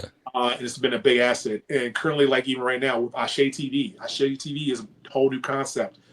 That we're seeing where we bring you, we bring you the match action, we bring you some musical acts, bring a little comedy in there, we bring you something that's going to make you kind of chill out. It's going to make you say like, damn, I really like looking at this. And the responses that we've been getting talking to Darius is just like, it's amazing. So I definitely want everybody check it out. There are definitely some more shows, and I actually got some cool singlets for Black culture that's going to be coming out soon. Yeah. Some of these, so it's been a big thing. And then recently, of course, everybody has noted me for the Coming to America clip. Yeah. Super freaking viral. Damn right. Segue. It works. I was in that match. And so like this is the most unexpected thing. So everybody that knows me in like just outside of wrestling, in wrestling, whatever, they know Coming to America is my favorite movie. Like you can't tell above the monitors. I have to take a picture of it, but I have like a ton of like Coming to America pops in different here. I even got like the rare edition ones that are probably the most valuable ones. And I just decided there's like put you in their Halloween Battle Royale. I was like, I know exactly what I'm wearing. Family costume, and I kept it. I even went to like Family Dollar and got a mop just to try to get the whole aspect of it. Yeah. And so I was like, I'm gonna be committed to it. So you see me coming out there with the sweep. And so we put the clip up, the clip which actually came from Lashes Hilarious Illusion. With shout out to her. We put the clip up and it started getting momentum, and I'm like, okay, this is good. Like we're getting people really checking in. Next day I'm saying it's like, okay, 200, that's good, that's great. Next day, what? 5,000? Okay, cool, good. That clip, I think last time I looked at it, it reached like 2.2 million views. Dang. And it's been crazy. Like I'm getting people like even to this day, still even today, people are finding it, liking it. Responding to it, and it's been such a blessing just to be able to pay tribute to one of my favorite movies of all time, even Eddie Murphy, because that movie just like I guess that's kind of one of the biggest movies that was an influence in my life that I can ever say that my mom took me to the movies and that changed my life. Yeah. She had to close my eyes when the bathing scene, but has anybody slid into your DMs as a result of that video? I wouldn't say anybody slid into my DMs. Like, I'm sorry. As much as I wish I was that celebrity. Now, the most I've gotten from my DMs is I loved it, I laughed, or like they'll send me a "Coming to America" quote every time. That's pretty much it. Come on, help them out. Help them out. Help them out. And then the funny thing about it, more than anything, all my friends that are non-wrestling, they're all gonna be like, "Yo, dude, have you seen this Coming to America, dude? In wrestling, you should see this." I'm like, "It's me." It has my tag on there. We follow each other on Instagram. There are some people that really thought that's not how I really talk. I'm like, no. I'm like, that was my. I even did a follow-up video to it, and I'm like, I go from like African to English, like up and down, and I'm like, but still, people are just like, they're amused. It's amazing. I think this is the last picture that we have, and I love how beautifully that flew into the ending there. So I will take us out with this video, which is not a picture. Why don't you take a picture? It'll last longer. I turn my camera on. I cut my fingers on the way. On the way. Here we go. I'm like so close. I've been doing this for over 2 years now, and I'm so close to like being able to do the transitions correctly. We'll get there. We'll get there one day. I practice and I get so close, and like 95% of the time we're coming back to just chaos. So yeah, we've got a kind of a tell of your story as a wrestler, but Keith Mack as a person, like, what are some things that people might not know about you, or that you want to use this platform to share? Like, hey, I'm more than this, and like, what are? Let's see. For me, let's see. I have many different weird facts about me that most people don't know. At one time, I used to know how to fence. Like, Okay. That was a weird thing. High school, I had a reputation for holding a record in my high school, which was kind of weird at the time. And that was, I was the only person to be in the marching band and not know how to play an instrument. Okay, how does that happen? I needed one guys to like fill up the band. So at that time, you know, I really tried to read music and it was just not really working. And then the instrument I had was like always broken. So, but you just to do all the marching movements, I was on point. So like, he was just like, "You make me laugh, I'll keep you." Are you out there with a broken instrument, or are you just out there marching with no instrument? Oh, with a broken instrument. We're just faking it. Fake it till you make it, you know. What instrument was it? Funny, one time we had a band competition. I know if I send this clip to one of my friends from high school, she's gonna laugh because she laughs every time we tell the story. So the band director, as we're tuning up, the band director's got the like little device. You go and basically kind of make sure that you're harmonizing and that your instrument is tuned up. So we're in the band room getting ready, and he's like going to everybody. And he's like, "Keith, hit the note." Our band turned, looked back at me like, "Look, it's gotta go. Gotta do it. He about to do it." Band director looks at me like, and just keeps moving. I'm like, "I'm sorry." I'm like, it was so bad. So I really tried, but it's so bad. In my high school, it was a requirement to take band classes to be in the marching band. Is that not the case? Nah, my school, we weren't. They were just like, "You want to be in a band? Cool, awesome." Pretty much. You just show that. I love that. I love that. That might be my favorite thing. Just the thought of nobody will. There's that TikTok sound. Nobody will know. Nobody will know. Nobody's gonna know. The thing about it, it was like I was during my senior year of high school, so therefore they were like, "Well, we know he ain't gonna be back this year, so we good." Let's see. Oh, another weird high school fact: I was on the varsity team of basketball for all 4 years of high school as the manager. Nice. Not to be rude, like I know we don't really know each other, but you do give off basketball manager vibes a little bit. And broken I was instrument like, marching when band. I was a little bit bigger, everybody that thinks automatically like, oh, you played foot. Like would have people that would come up and be like, you played football in college or high school. And I'm like, no, like my high school baseball was a stick. I was the most non-athletic. Here's another funny story from high school. My dad one summer, so out of me and my brothers, I was the most non-athletic at the time. And so we're getting, August, right before high school starts, football season starts and whatnot. My dad had a frat brother who was a coach, one of the football coaches at my school. And it was like an afternoon. He had it off. He's like, hey, ride up with me. I got to go talk to one of my frat brothers at your school. I was like, that's cool. I met up with a couple of my friends, was talking, kicking it with them and whatnot. Then all of a sudden, I'm like talking to him for a while. I'm like, I haven't seen my dad for a while. I'm like, okay, let me go find out where he is. So I'm going, searching the whole school, and then finally I'm like going out to the parking lot. I'm like, why is his car not here? Then all of a sudden a hand comes on my shoulder like, so your dad said you're interested in playing football. The hell? I'm like, did my dad just set me up? So, Bro, did he just training day you? I'm a stick figure at this time. I'm like scrawny as I don't know what. They try to get me to like, in the weight room and like pushing up. And I'm like struggling, like getting this weight up, and boom, it just falls on my chest. I'm like, get up, get it up, get up, get out. And all of a sudden they're like, come on, we can try again. I was like, yeah. I was like old boy, like Red. I was like Red's dad in Friday. You want some of this? No. People. So at that time, my mom worked like down the street from where my school was.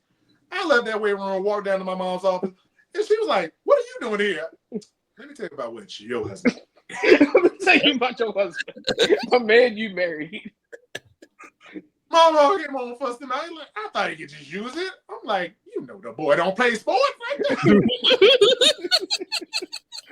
Look, we playing marching band with a broken instrument. I'm a nerd. I was like, I drew and stuff like that. Sports at that time, like, trust me, I was not athletic at all. Yeah. To what I do today. So yeah, I feel like my dad wishes he would have thought of that, because I'm 6'2.5", and I'm kind of built like a brick shit house, and I just never did any sports. Like, I quit football in 5th grade because the time we had practices was during WB Kids, and I didn't want to miss Yu-Gi-Oh. I have a feeling that was the most disappointed that my dad's ever been in me in that moment. Yeah. I told him because my helmet was too big, but it was because of Yu-Gi-Oh and WB Kids. Yeah, I don't know why. Like every sport I tried to play, like I don't know why, but every time the ball would hit me in the head. We played soccer, hit in the head. Baseball, hit in the head. Softball, hit in the head. Dodgeball, hit in the head. Even volleyball, I was like, yep, no. And that's why I stick to everything nowadays. When people like, want to play football, want to play basketball, like, I'm sorry, I don't ball, I body slam. I'm good. That's it. That's all you get from me. That's all you getting. Can we get a no balling, just body slam, or no balls, just body slams? Sure. Yeah. Don't worry, we've already trademarked this T-shirt. Love it. So I've got one more goofy question, then we could kind of like wrap things up in a sincere way to kind of close things out. But like everybody has like that one go-to YouTube video. Like, you ever got to like when you're like hanging out and like everybody takes turns showing their like, what's yours? Dude, I don't know. There's way too many. So that's kind of like me on a daily basis. Like I watch like a ton of YouTube videos, and there's like some of my top ones. If there's one that's always gonna make me laugh like crazy, so for those that ever watched the Wayans Brothers TV show, it's the funeral scene when they go to his old substitute teacher's house, and Marlon's just like, Mr. Gibbs, Mr. Gibbs, and he just like rolls. And there's one part where he's like, they're going out the door, he's like, and then he comes back in with the roll. The roll will break every freaking time because it's so hilarious and it's so good. If I really had, we'd be here probably for the next 5 hours. But that's one of my favorite clips. Yes. Yeah. Oh God. From Mr. Gibbs. Mr. Gibbs. Yes. Okay. Well, He yes. literally showed it to me last weekend. Yeah. It's a guy falling every time. I don't care who you are. If you don't, like I said, if you don't laugh, you have no soul. literally came up to me like, Trey, watch this. I was like, yo, what? Because I did it as a TikTok for like when people thought the band was happening. It's like, hey, watch this. It's so good. Not you pulling it up.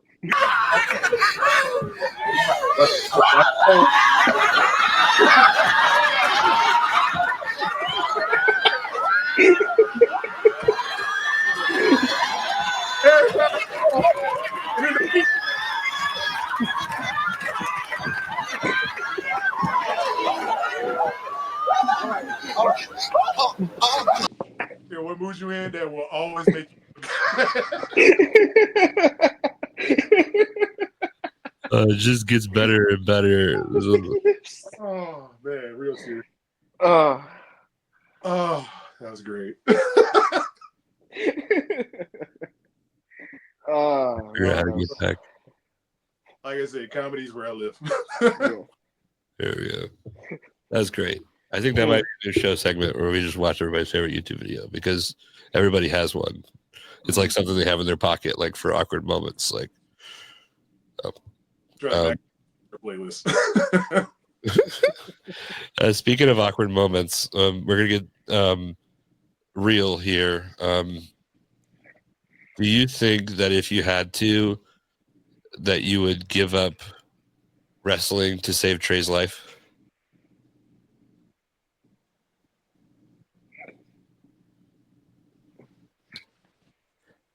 Not gonna get asked that question on Facebook.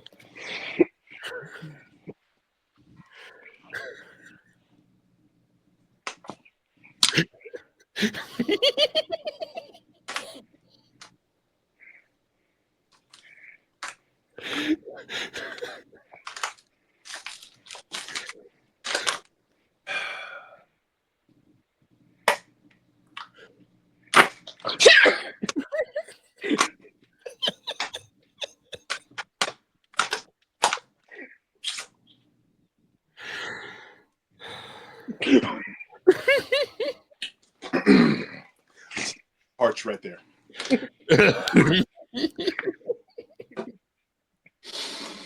Keith was having some good times. He had some ups. That spine buster thing was accidental. I didn't know. Trey, you can't take that from the people. Now I You're must ask, gonna die. now I must ask, at this wake, will they have like the baby shower meatballs? My wife does make those meatballs really well. I think if you do not save Trey, then you have to recreate the video we just watched at his funeral. I feel like you owe that much to him. I feel like you can give me that much, especially if you don't eat the meatballs. His widow prepared. Yeah. Hey, brother. Well, I always remember you, man. We'll have meatballs. I mean, but to actually to get serious, at the end of the day with wrestling, like, and I think I could probably answer this based off the whole conversation we've had, but like, what do you want people to remember Keith Mack for as like a wrestler or a people to remember me by 15 years of doing this, and like, you know, being able to meet the people I've met.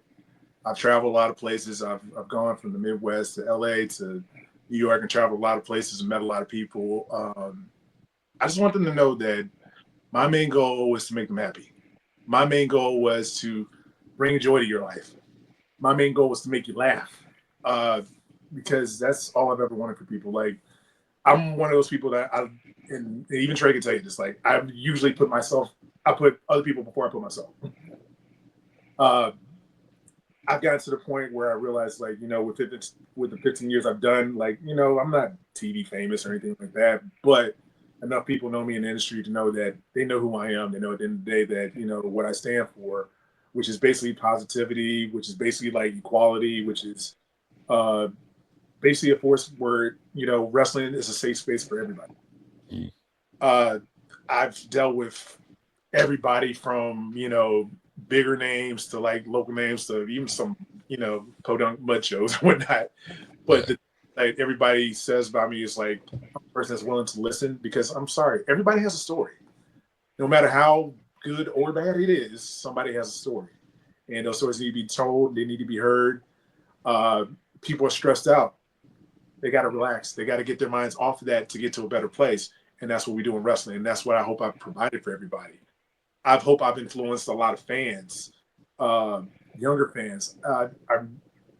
An example of that is I went back to Northeast Wrestling as a surprise in their big Rumble match in June. And as I'm, after the show gets done, I got a lot of fans coming up there. There was a girl over there that was like maybe like 22 years old. And this is once again showing my age and how long I've been doing this. She came up to me and it's like, "Oh my God, I remember you when I was a little kid and you gave me your glasses and stuff like that." And she remembered those moments. And she said those moments were very special to me. And I was like, the minute I heard your music, that meant a lot to me. And being able to do that and influence people with like that is crazy. And even seeing the ones that I've influenced that when they were fans, now they're actually wrestling themselves. It's crazy to think that, I had a part in that in helping them achieve that. Even today, like I here in Charlotte, I help Lodi at Team Fearless, helping train students now. And we get, a new flock of students. And then we get, students that are going to catch on and whatnot. And they got some students, they might be struggling, but at the same time, I'm like, I'm never going to crush anybody's dreams, because I got to remember at some point, I was that same guy too. I was that guy who came in not really knowing what to do. I'm not, I was going to get yelled at. I messed up on stuff, but it's a learning process. But the thing is, I'm never going to put you down. I'm going to help bring you up. If we can't get it right here, then heck, we're going to work on trying to improve that and whatnot. My other thing for a lot of people is just be humble. I don't care how much success you have in this world. Be humble. Just be a good person. Yeah. Because at the blink of an eye, it can all be taken away. And at the blink of an eye, you also got to remember the people that helped you get to where you need to. I've been interacting with a lot of people who are now WWE, AEW, TNA, and whatnot. And they see me and they're like, "Oh my God, man, I can't believe you. Like, I haven't seen you in like years and whatnot." And every time, like, it's just amazing. Like, and they talk to me because like they know I'm not gonna be full of BS. I'm like, yeah. I mean, not look wise, but No, look wise. Just my personality, like the way I've been, like, everybody's grown and whatnot for the years, and you've evolved. But also at the same time, like, so still be yourself, still be humble, like give thanks, because with everything that we do, at the blink of a minute, it can be all taken away. 100%. Yeah. And I'm just thankful that I've been able to do it this long. I'm thankful that I'm actually still healthy enough to do it. And just being able to give back to just the wrestling community, whether you're a fan or whether you're a young wrestler coming up, because honestly, that's one thing I love doing in shows. Like, I appreciate it when a younger wrestler comes up and it's like, "Hey, can you watch my match? Can you give me any type of critiques on stuff that I need to do to try to improve?" Like I said, we all get busy during shows, but if I can definitely find the time, I'll stop and I'll actually try to watch as much as I can. And the main thing I tell to those wrestlers are like, you have to remember in this thing, you have to have the toughest and thickest, because we're our own biggest critics in what we do. We're going to knock ourselves. Even when people tell you a match is good, you're still going to find something wrong with it. Drake, I'm about to say, you can even vouch for it. Toughest thing for any wrestler to do is watch a match back, because you're like, all right, here we go. There's some matches I've watched sometimes, and I'm like, I know I kind of messed up today. I'm like, it's bad. And then sometimes you watch, like, okay, I did good. Or sometimes you guys got to take it and be like, what are the things that we need to improve on? What are the things to get better? Like, how can I get a better reaction? How can I do something safer? Or, if that did get popped, like, what can we do to get better? Or how can I slow down? Or, whatnot. And it's a big thing to me. And I love it. I to this very day. I mean, don't get me wrong. I'm 15 years in business. I still got stuff I need to improve on. And I never knock that. I still get people to tell me, like, "Hey, there's ways you could have done it." Like at Evolution, like, I always go to two reliable sources, which are Caprice Coleman and also Beer City Bruiser. Shout out to Beer City Bruiser, because he's a wealth of knowledge. Oh, he's great. Like Bruiser is so good because he also brings that TV perspective, being from ROH. Yeah. And I met Bruiser like years ago when I used to do extra work for ROH when they were still owned by Sinclair, and he was always willing to help out no matter how much backstage. So I am definitely appreciative of both of them for kind of giving me that guidance, and I try to spread that wealth of knowledge to the next generation as well. Awesome. Yeah, Pierce City Bruiser is great. And he comes with like TV, but like also like fucking Harley race and like all of that. Like he gets all sides of it. A very nice guy. Fake Bray Wyatt as well. But yeah, this is, I truly appreciate you. This was last minute. And you came on and you gave us one of the most fun episodes that I've had. That water bottle thing is the hardest I've laughed in a while. So I truly appreciate you coming on.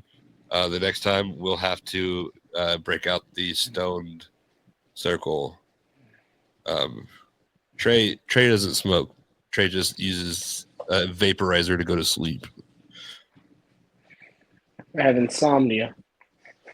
We all do, bud. Get over yourself. I was about to say, brother, welcome to wrestling.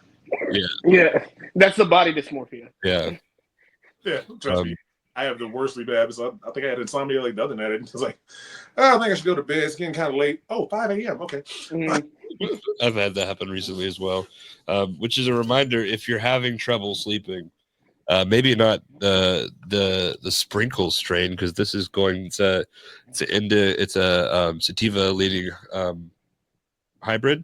Mhm. This will make you creative and have fun, but maybe you want to kind of chill out too. You can try their lemon gumbo. Like I did this last night, and I always like to get really high and do like little like creative reviews. I just put like 3 songs I really vibed with back to back to back. That was my review of the strain. So like, I don't know where we started or why we're talking about that, but yeah, Hello Mary is going to help you with your insomnia. There you go. Use code, I think it's First Bake. I don't know. Yeah, shophellomary.com. So when I was moving from Connecticut back down to North Carolina in 2000, buddy of mine, Chris Lee at the time, who was also one of our commentators for Ashe Wrestling and former wrestler. So he called me up, and his tag partner, Aaron Biggs, at the time had gotten injured. So he needed a tag partner for a show in Greensboro. And I was like, yeah, cool, man. Yeah, I can go in there. It's like, I hadn't wrestled in like a couple months since I moved here. And finally, we get there, and who were my first opponents? It's Mark James and his tag partner back when they were the Brutes. Yeah. And at that time, as I'm coming in there, I had been started trying to train, and I kind of had like a messed up jaw where I had like this bad clicking in my jaw. Yeah. We get in the match, and I'm going. All of a sudden, out of nowhere, I turn around. Mark gives me this huge clothesline, and just knocks me like boom right here. And I'm just like, oh! And I'm like, I don't hear the clicking anymore. Okay. So from now on, like the running joke with me and him is like root chiropractic. And man, we've been great ever since. Because at first, I'm not gonna lie, when I first met Mark, and this is when he was a lot bigger. Mm-hmm.